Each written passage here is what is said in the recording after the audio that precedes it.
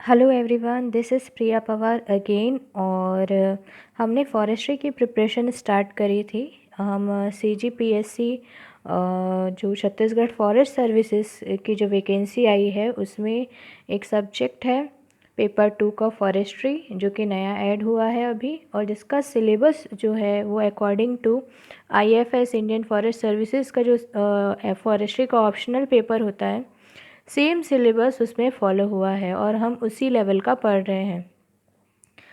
Previous 2 lectures में मैंने लगभग 15 टॉपिक कवर किए हैं। आप उन लेक्चर्स को जा कर के देखें, वो लेक्चर्स बहुत इम्पॉर्टेंट है। और एक एक पॉइंट उसमें इतना इम्पॉर्टेंट है कि आपको कहीं पर भी टाइम वेस्टेज नहीं मिलेगा। आपको प्योरली जो कंटेंट है वो मिलेगा, साथ ही साथ एक्सप्लेनेशन उसमें है। आप एक बार उन लेक्चर्स को देखिए, और लेक्चर्स के नीचे में ही मैं PDF प्रोवाइड कर रही हूँ। उन PDF से आप वापस से उसको रिवाइज़ करिए। आपका 100% ये जो सब्जेक्ट है वो प्रिपेयर हो जाएगा। हम ऑलरेडी लेवल को थोड़ा हाई लेकर के चल रहे हैं। तो चलिए स्टार्ट करते हैं आज के बहुत इम्पॉर्टेंट टॉपिक्स। सारे ही टॉपिक अकॉर्डिंग टू सिलेबस है, कुछ भी आउट ऑफ सिलेबस नहीं है। इन टॉपिक्स को आप प्रिपेयर करिए। इसके बाद इन टॉपिक पे बेस्ड MCQs मैं करवाऊंगी, तो पहले आपका थ्योरी स्ट्रांग हो जाएगा, उसके बाद आप MCQs लगाएंगे तो आपसे क्वेश्चंस बनेंगे घर पे भी और एग्ज़ामिनेशन हॉल में भी। तो चलिए स्टार्ट करते हैं आज का लेक्चर। पहला टॉपिक है हमारा effect of light on plants. प्रकाश का जो प्लांट्स है उस पे असर क्या पड़ता है। तो ये देखिए, ये है हमारा टॉपिक। पहला, फोटोसिंथेसिस, जिसको हम हिंदी में प्रकाश संश्लेषण कहते हैं।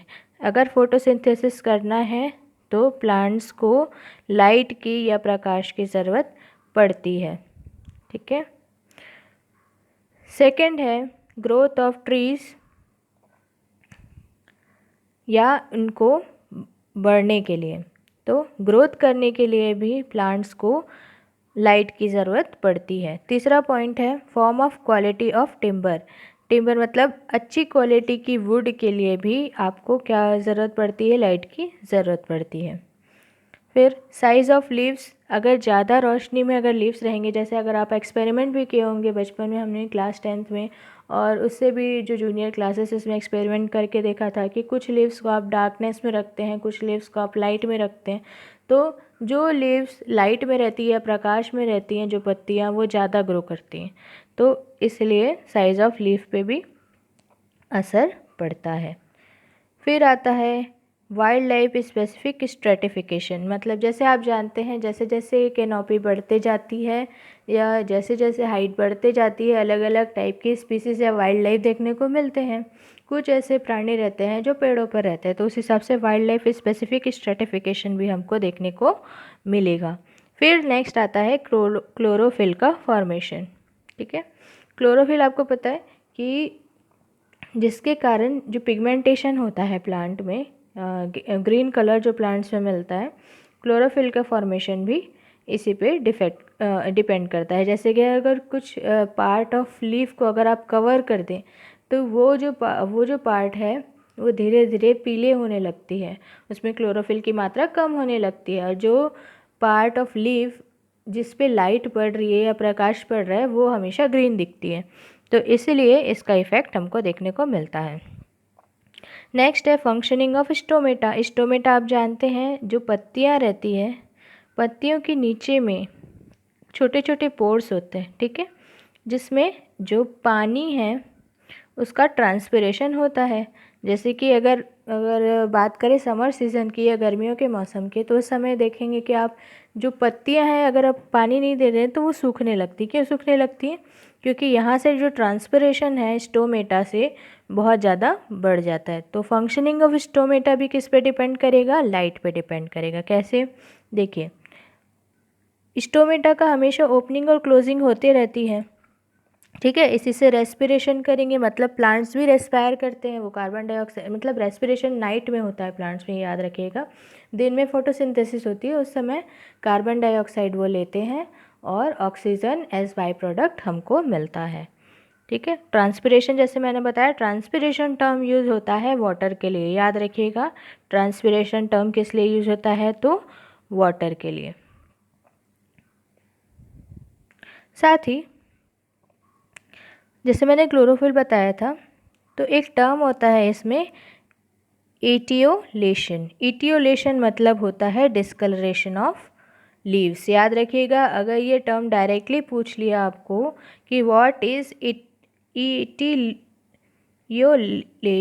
इन लीव्स, ठीक है, what is etiolation in plants, ये भी पूछ लिया कि इटियोलेशन जो हम पौधे में देखते हैं वो क्या होता है, आपको ये लगेगा ये टर्म कभी पढ़ा नहीं है, लेकिन ये कुछ नहीं है, बस लीव्स का डिस्कलर हो जाना या पत्तियों का अपना रंग खो देना, इसी को कहते हैं इटियोलेशन। ठीक है, चलिए देखते हैं नेक्स्ट टॉपिक। अब कुछ इम्पॉर्टेंट टर्म्स देख लेते हैं। पहला होता है फोटो पीरियड। याद रखिए, किसी भी टर्म में अगर फोटो वर्ड यूज़ हो रहा है उसका मतलब होता है लाइट, और पीरियड का मतलब होता है ड्यूरेशन। तो duration of light for which plant is exposed, मतलब जितने समय के लिए कोई भी पौधा प्रकाश के सामने रहता है उसको हम कहते हैं फोटो पीरियड। क्या कहते हैं? Photo period. अब आता है second topic, elongation of the tree. किसी भी ट्री की हाइट कितनी जाएगी ये किस पे डिपेंड करता है? तो ये एक टाइम ड्यूरेशन है सनसेट और सनराइज़ के बीच में, ठीक है, जिसमें लो इंटेंसिटीज़ ऑफ लाइट भी रहती है, और इंफ्रारेड जो सनराइज़ रहती है उसके कारण से जो रेडिएशन है ये स्टिमुलेट करती है किसी भी ट्री की हाइट को। ठीक है, तो याद रखिएगा, किसी लाइट की इंटेंसिटी कितनी है, किसी प्रकाश की तीव्रता कितनी है, साथ ही साथ जो इंफ्रारेड सनराइज़ है, ठीक है, ये इंफ्रारेड रेडिएशन है, उसके कारण से ही किसी भी ट्री की हाइट बढ़ती है। दो चीज़ें हैं, याद रखिएगा, कितनी तीव्रता से लाइट आ रही है, साथ ही इंफ्रारेड रेडिएशन। ये जो दोनों चीज़ें हैं इसके कारण से ही किसी भी ट्री की हाइट कितनी होगी ये डिसाइड होता है। अब फोटोसिंथेसिस या प्रकाश संश्लेषण के लिए कितने प्रकाश की आवश्यकता होगी?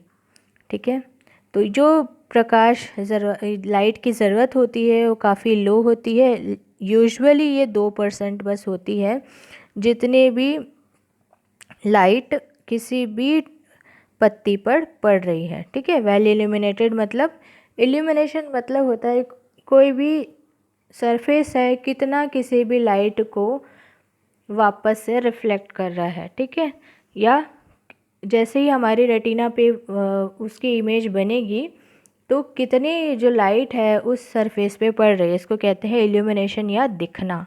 ठीक है, तो इस तरीके से आप देख सकते हैं कि लगभग 2%, अगर लाइट उस पर 100% पड़ रही है किसी भी लीफ पे या किसी भी पत्ती पे, तो उसका मात्र 2% ज़रूरी होती है प्रकाश संश्लेषण या फोटोसिंथेसिस के लिए। देयरफॉर अगर डेंस फॉरेस्ट भी है, ठीक है, डेंस फॉरेस्ट भी है, उसमें भी फोटोसिंथेसिस हो सकता है। डेंस फॉरेस्ट जैसे मैंने बताया पर यूनिट एरिया में बहुत सारे पेड़ों का होना, ठीक है, इस फॉरेस्ट का घनत्व जो होगा वो बहुत ज़्यादा होता है, इसलिए इसको हम कहते हैं डेंस। ठीक, तो ऐसे जो फॉरेस्ट होते हैं या ऐसे जो वन होते हैं जहाँ घनत्व ज़्यादा होता है, ट्रीज़ की संख्याएँ ज़्यादा होती है यूनिट एरिया में, ठीक है, इकाई जो क्षेत्रफल है उसमें, तो उस केस में भी उनको क्या होगा, फोटोसिंथेसिस वो कर पाते हैं क्योंकि उनको सिर्फ 2% लाइट की ज़रूरत पड़ती है जितनी भी लाइट उनके ऊपर पड़ रही है। ठीक है, लेकिन अगर ट्रीज़ का घनत्व बहुत ज़्यादा हो जाता है या जो बहुत ज़्यादा डेंस फॉरेस्ट है, वेरी डेंस फॉरेस्ट में जो लाइट इंटेंसिटी है वो लो हो सकती है और फोटोसिंथेसिस कम हो सकती है और वो बैलेंस नहीं बना पाती क्योंकि रेस्पिरेशन ज़्यादा हो जाता है और फोटोसिंथेसिस कम, क्योंकि अगर बहुत ज़्यादा डेंस फॉरेस्ट है तो जो ट्रीज़ है, ये जो पेड़ है, उनको भी तो स्ट्रगल करना पड़ेगा सस्टेन करने के लिए, तो रेस्पिरेशन की मात्रा बढ़ेगी, फोटोसिंथेसिस कम होगा, तो इसके कारण से ट्रीज़ या पेड़ है उनकी जो ग्रोथ है वो भी कम देखने को मिलती है। अब लाइट का इफ़ेक्ट क्या पड़ता है ग्रोथ पे? ये डिपेंड करता है, पहली चीज़ क्वालिटी, दूसरी चीज़ ड्यूरेशन और तीसरी चीज़ इंटेंसिटी। ठीक है, लेकिन स्मॉल प्लांट में ब्लू लाइट की आवश्यकता पड़ती है। ठीक है, स्मॉल प्लांट में ब्लू लाइट की आवश्यकता पड़ती है। तो लाइट का इफेक्ट क्या पड़ेगा ग्रोथ पे, कैसी क्वालिटी की लाइट है। ठीक है, सेकंड कितने समय के लिए पड़ रही है, तीसरा उसकी इंटेंसिटी क्या है। ठीक है, ये तीनों चीज़ें लाइट जो इफ़ेक्ट डालती है किस में, किसी भी ट्री या प्लांट की ग्रोथ के लिए। अब हमने देख तो लिया कि लाइट का इफ़ेक्ट ग्रोथ पे क्वालिटी, ड्यूरेशन और इंटेंसिटी से पड़ेगा, लेकिन ये इफ़ेक्ट करेगा कैसे। अगर क्वालिटी की बात करें तो नॉर्मल ही इफ़ेक्ट पड़ता है। ठीक है, नॉर्मल क्वालिटी का अगर होगा, लेकिन स्मॉल प्लांट्स में ब्लू लाइट का असर पड़ता है ग्रोथ के लिए। और अगर सेल्स को इलोंगेट होना है, बढ़ना है, तो उसके लिए रेड लाइट की आवश्यकता पड़ती है। ठीक है, क्वालिटी में नॉर्मल क्वालिटी का अगर होगा तो स्मॉल प्लांट्स में ब्लू लाइट की आवश्यकता पड़ती है ग्रोथ के लिए, साथ ही सेल्स को इलोंगेट करने के लिए रेड लाइट की आवश्यकता होती है। अब देखते हैं ड्यूरेशन में क्या होगा, ग्रोथ पे असर पड़ेगा, साथ ही साथ डोरमेंसी मतलब होता है बौनापन। ठीक है, कोई भी पौधा अगर कम ड्यूरेशन के लिए उसको लाइट मिल रही है तो ग्रो नहीं कर पाएगा, मतलब वो डोरमेंट हो जाएगा। ठीक है, तो डोरमेंसी को ब्रेक करने के लिए भी ड्यूरेशन काम में आता है, मतलब कितने समय के लिए लाइट उस पर पड़ रही है। शेडिंग ऑफ लीव्स मतलब होता है पत्तियों का गिरना। ठीक है, तो अगर लाइट उनको सही ड्यूरेशन के लिए नहीं मिल रही है तो पत्तियाँ गिरने लगेगी, क्योंकि आपको पता है फूड रिक्वायरमेंट होता है प्लांट को। अगर उनको फूड नहीं मिल पा रहा है, न्यूट्रिशन नहीं मिल पा रहा है, तो वो अपने साइज़ को छोटा करने के लिए देखेंगे।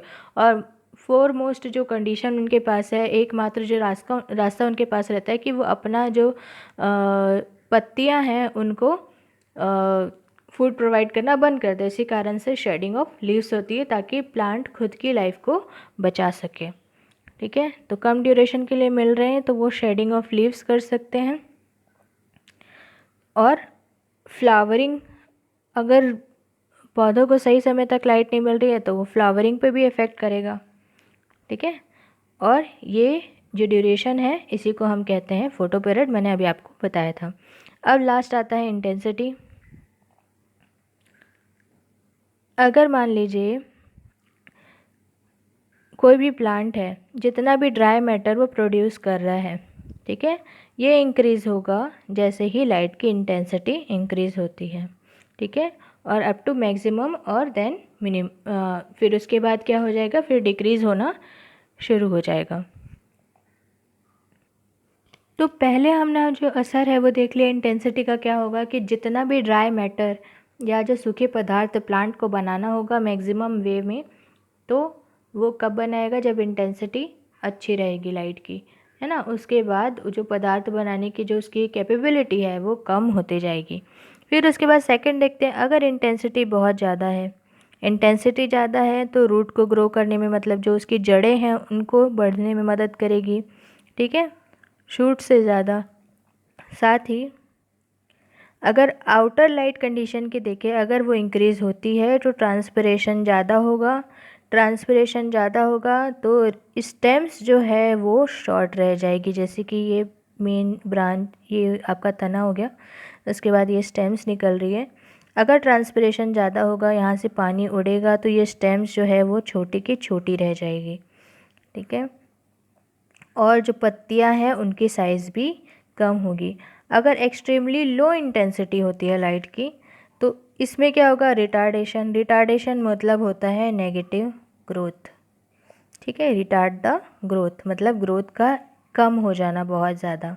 ऐसी कंडीशन में फ्लावरिंग नहीं होती है। याद रखिएगा, एकदम कम इंटेंसिटी की लाइट आ रही है तो रिटार्डेशन होगा। गाइज, हमने जो पहला टॉपिक देखा था वो था सिल्वीकल्चर में हम क्या करते थे, क्वालिटी ऑफ टिम्बर ग्रो करते थे, अच्छी क्वालिटी का वुड ग्रो करते थे या टिम्बर ग्रो करते थे, वो भी कमर्शियल पर्पस के लिए। ठीक है, तो अब effect of light quality of timber पे कैसे पड़ता है देखिए। हाइट रिटार्ड हो जाएगी अगर एक्सट्रीमली इंटेंस लाइट कंडीशन होती है, जैसे मैंने अभी बताया था, ठीक है। और ट्री जो ग्रोइंग है वो लिटिल शेडी हो जाएगी और यूजुअली टॉलर होंगे ये ट्रीज़, ठीक है। फिर अगर लाइट की कमी होती है, deficiency of light, shading effect के कारण से जो अपर ब्रांचेस है वो रिस्पॉन्सिबल हो जाएगी, ताकि जो लोअर ब्रांचेस है उनकी डेथ हो जाएगी। इसी कारण से क्या होगा, लॉन्ग बोल्स पड़ेंगे। साथ ही जो रेगुलेशन है लाइट की वो होने लग जाएगी, मतलब जो लाइट है वो पूरी तरीके से ट्री की जो ग्रोथ है उसको कंट्रोल करने लगती है। अगर लाइट की डेफिशिएंसी हो गई तो क्या होगा, लीफ शेड होने लगेंगे, प्लांट्स अपनी साइज़ को छोटा करने लगेगा, इन द सेंस लीव्स को शेड करने लगेगा। और जहाँ पर मोस्ट इम्पॉर्टेंट जैसे कि ट्रंक, उसमें मोस्ट इम्पॉर्टेंट है कि उनको ट्रंक और रूट्स, ये दो मोस्ट इम्पॉर्टेंट चीज़ है किसी भी ट्री में जिसको फूड की रिक्वायरमेंट होती है और वो फुलफ़िल करना बहुत ज़्यादा ज़रूरी होता है। इसलिए कभी भी जड़ें नहीं मरती हैं, अगर जड़ मर जाएगी तो पेड़ मर जाएगा। तो इसीलिए रूट्स को फुलफ़िल करने की ज़रूरत पड़ती है फूड की, साथ ही साथ ट्रंक को, क्योंकि ट्रंक के थ्रू ही आपको पता है जाइलम और फ्लोएम दो चीज़ें होती हैं। जाइलम जो है वाटर का ट्रांसपोर्टेशन करता है, फ्लोएम फूड एंड वाटर दोनों का ट्रांसपोर्टेशन करता है। तो ये जो दोनों टिश्यूज़ है इनको ज़रूरत होती है कि ये जो मेन तना है किसी भी ट्री का या प्लांट का उसको फूड प्रोवाइड करे। तो इसलिए जो लीव्स है उनको शेड कर दिया जाता है प्लांट्स के द्वारा। तो अगर डेफिशिएंसी होगी तो कुछ पार्ट्स जो ट्री है वो वहाँ पर फूड उनको उसको नहीं लगेगा कि यहाँ पर ज़रूरत है फूड की, तो वो फिर वो पार्ट्स हटते जाएंगे, लीव्स एक्सेट्रा। तो डेफिशिएंसी होगी लाइट की तो इफ़ेक्टिवली प्लांट्स उन लाइट को यूज़ करते हैं, और इसी तरीके से क्वालिटी ऑफ टिम्बर पे भी असर पड़ता है। अब मैंने आपको क्राउन का भी बता दिया था, टाइप्स क्या होते हैं, क्राउन पे इफ़ेक्ट कैसे होते हैं, अलग अलग ट्रीज़ के क्राउन का डिफरेंशिएशन क्या होता है, ये सारे टॉपिक्स हम देख चुके हैं प्रीवियस लेक्चर्स में, आप जाकर देख सकते हैं। अभी देखिए ये होता है क्राउन, ये किसी भी ट्री का, ठीक है। अगर लाइट अच्छी हुई तो रिलेटिवली लार्जर क्राउन बनेंगे, रैपिड ग्रोथ होगी, ठीक है। एंड ऑफ रोटेशन में जो क्रॉप हमको मिला है ये अलाउ करेगा, एज वेल एज जो ट्री का डायामीटर, जैसे ये ट्रंक हुआ है ना, तो ये होता है इसका डायामीटर, ठीक है। हमने रिंग्स वगैरह या एजिंग ऑफ ट्रीज सारा कुछ पढ़ लिया है, आप प्लीज़ प्रीवियस लेक्चर्स जाके देखिए, नहीं तो आपके बहुत सारे इंपॉर्टेंट टॉपिक्स छूट जाएंगे। और हम सीरीज़ वाइज ही चल रहे हैं, टॉपिक वाइज ही चल रहे हैं, कुछ भी आपका स्किप नहीं होगा। आप बस अपनी स्टडीज़ कंटिन्यू रखिए, लेक्चर के साथ साथ चलते रहिए। स्टडीज़ को थोड़ा रैपिड करने की ज़रूरत है, थोड़ी तेज़ करने की ज़रूरत है आपकी स्पीड को। 10 डेज़ में, आज से गिन लीजिए, आज से 10 डेज़ में मैं ये लेक्चर कंप्लीट कर दूँगी। रोज़ हम कम से कम 15 से 20 टॉपिक देख रहे हैं, तो काफ़ी इम्पोर्टेंस रखता है ये। तो आपको प्लीज़ मेरे साथ स्पीड में चलना होगा अगर आप चाहते हैं कि आपकी तैयारी सही तरीके से हो जाए। मैंने बताया डायामीटर, ये होता है डायामीटर। अगर लाइट अच्छी मिलेगी तो जो टिम्बर आपको मिल रहा है उसका डायामीटर भी बढ़ेगा, ठीक है। इसी को हम कहते हैं लाइट इंक्रीमेंट, ठीक है। इसको क्या कहते हैं, लाइट इंक्रीमेंट। ये डायामीटर जो बढ़ा इसको कहते हैं light increment. So thank you guys, आज का लेक्चर यहीं ख़त्म होता है। कल और भी इम्पॉर्टेंट टॉपिक्स हम करते रहेंगे। अगर आपको लेक्चर सीरीज़ पसंद आती है तो आप जो वीडियोस हैं उनको लाइक कर सकते हैं, कमेंट कर सकते हैं, शेयर कर सकते हैं अपने फ्रेंड्स के साथ। साथ ही साथ चैनल को सब्सक्राइब करिए, क्योंकि काफ़ी मोटिवेशन मिलता है लेक्चर्स बनाने के लिए। तो थैंक यू।